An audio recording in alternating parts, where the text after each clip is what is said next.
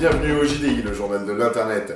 Au sommaire aujourd'hui, Poutine sur glace, attention voiture sans chauffeur, le retour des visiteurs, l'image du jour, c'est parti. Comme je vous disais dans le sommaire, le président russe Vladimir Poutine a enfilé sa tenue de hockey pour participer à un match de gala pour la commémoration du 70e anniversaire de la fin de la Seconde Guerre mondiale.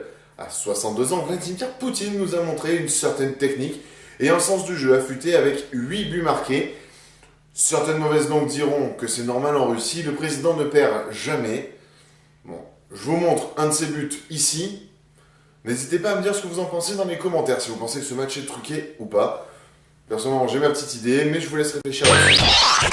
Vous le savez certainement, la firme Google développe une voiture sans chauffeur, mise sur les routes il y a 6 ans aux États-Unis. Elles auraient parcouru aux environs de 2,7 millions de kilomètres.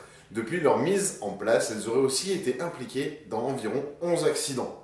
Selon Chris Urmson, directeur du programme Véhicules autonomes au sein de Google, ce sont des accidents d'ordre mineur n'ayant fait aucun blessé.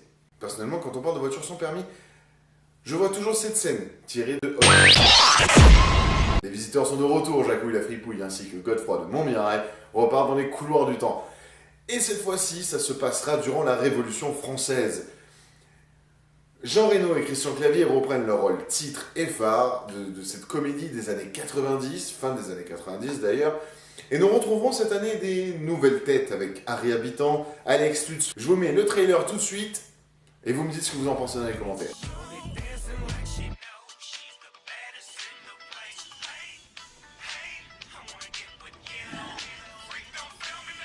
C'est sorcellerie, messire! On est niqué! Viens-t'en, ma fripouille. Dieu nous a envoyé une épreuve. On doit lui obéir. Il nous faut remettre le dauphin sur son trône. La fripouille, tu te ralasses! Jacques, cours, messire! Jacques!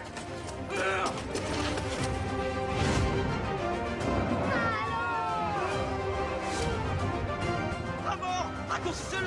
À mort! Raccourcissez-le! Oh, il l'a tranché comme une volaille! Il faut repartir sur ça autant des bagnoles, messire! Tu as un faciès horrible depuis ce matin, c'est à faire peur. Taillon, messire, taillon! Lorenzo Baldini, marquis de Portofino. Attention, messire! Il a une tête de bougrette, cet essuie-cul! Le commissaire Verdier vous accuse d'être des ennemis du pape! On l'a trouvé dans cette poche, en flacon, d'une matière très étrange. C'est un shit. C'est un présent pour Dame Ginette. C'est pour casquer les cheveux.